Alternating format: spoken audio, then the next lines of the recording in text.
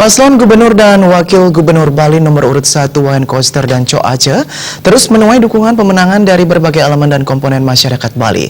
Kebulatan tekad dukungan memilih dan memenangkan KBS Aceh di Pilgub Bali kali ini datang dari masyarakat di Desa Adat Kerobokan.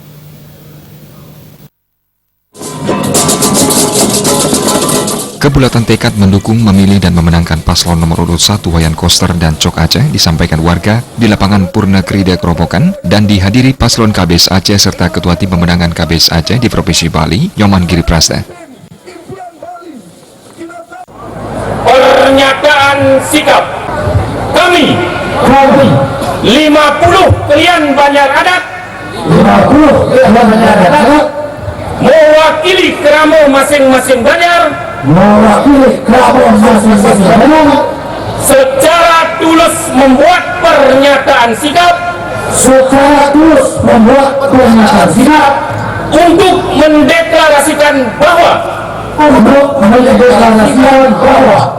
satu, mendukung Bapak Nyoman Giriprasta dan Bapak Dr. Anus Iketut Suyasa sebagai Ketua Tim Pemenangan KBS Aceh Provinsi Bali.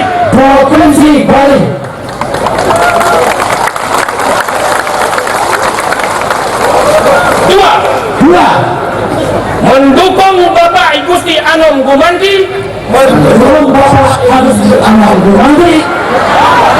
Bapak Ibagus Alif Sucipta dan Bapak Anak Agung Alif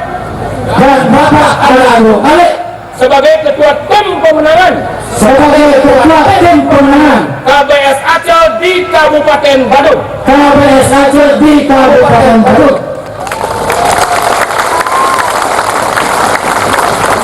Tiga, memenangkan Bapak Wayan Koster dan Cok Aceh sebagai Gubernur Bali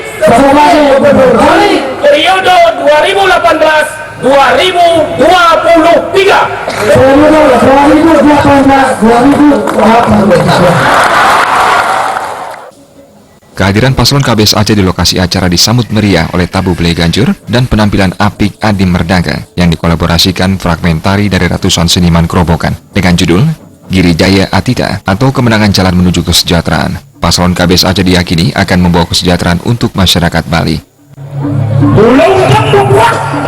Mulai jadi pacang matur bering sekewentengan saat menadi senopati sekarang pemenangan KBS Ketua Tim Pemenangan KBS Aceh Provinsi Bali Nyoman Giriprasta didaulat untuk memukul kendang sebagai simbol senjata dalam peperangan untuk memenangkan KBS Aceh dan mengantarkan paslon nomor urut 1 ini menjadi Gubernur dan Wakil Gubernur Bali periode 2018-2023.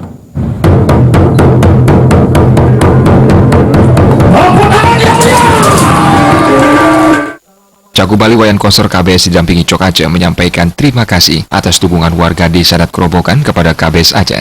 Cagup dari Desa Sembiran Buleleng ini juga mengapresiasi penampilan para seniman ini yang sejalan dengan visi KBS Aceh dalam menata dan membangun Bali melalui konsep Nangun Satkartiloka Bali yang akan diterapkan dengan pola pembangunan semesta berencana, salah satunya menjaga dan melestarikan adat, agama, tradisi, seni dan budaya.